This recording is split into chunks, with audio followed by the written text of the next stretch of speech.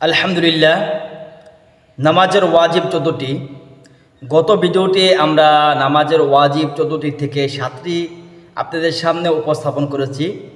আজকে আমি আরও 7টি ওয়াজিব আপনাদের সামনে উপস্থাপন করব। অবশ্যই ভিডিও দেখবেন, আর যারা আমার আগের ভিডিওটা দেখেন নাই অবশ্যই দেখে আসবেন, তাহলে আপনার নামাজের ওয়াজিব যে 14টি, সেই 14টি ওয়াজিব আপনার শিখা হয়ে যাবে। নামাজে ভুলবশত কোনো ওয়াজিব ছুটিয়ে গেলে তৎক্ষণাৎ শোনা মনে হলে তারপর নামাজের লাশ বৈঠকে ডান দিকে সালাম ফিরিয়ে তাশাহুদ পড়ার পর ডান দিকে সালাম ফিরিয়ে তারপর 2টি সেজদা করার নাম হচ্ছে সেজদায়ে সাহু বা ভুলের সেজদা। এটা হচ্ছে সমস্ত ওয়াজিব ভুল করার কারণে আমাদেরকে সেজদা করতে হবে।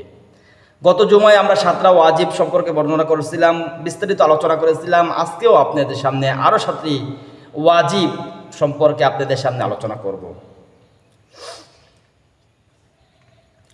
এর মধ্যে 8 নম্বর ওয়াজিব হচ্ছে ইমামের জন্য কেরাত আস্তে এবং জোরে পড়া।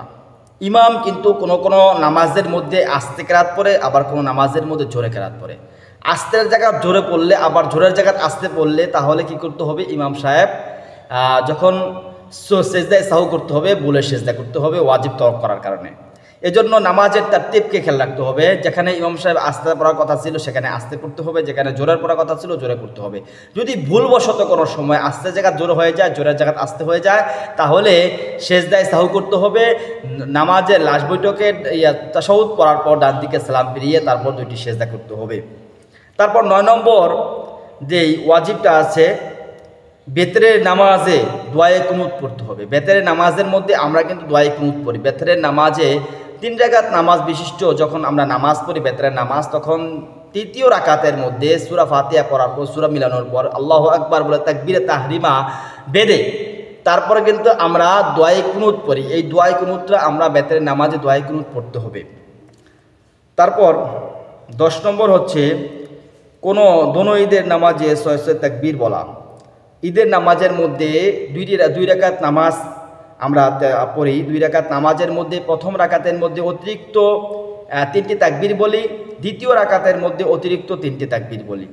এরকমভাবে রোজার ঈদে বা বরকি ঈদে আমরা 2-3টি করে 2 রাকাতে 6টি তাকবীর বলি। আবার আমাদের ঈদুল আজহা এবং ঈদুল ফিতরের মধ্যে 6 তাকবীর বলতে হবে। এটা বলা ওয়াজিব। এটা যদি আপনারা না করেন তাহলে আপনার নামাজ হবে না। যদি ভুলবশত করেন তাহলে সেজদায়ে সাহু করতে হবে।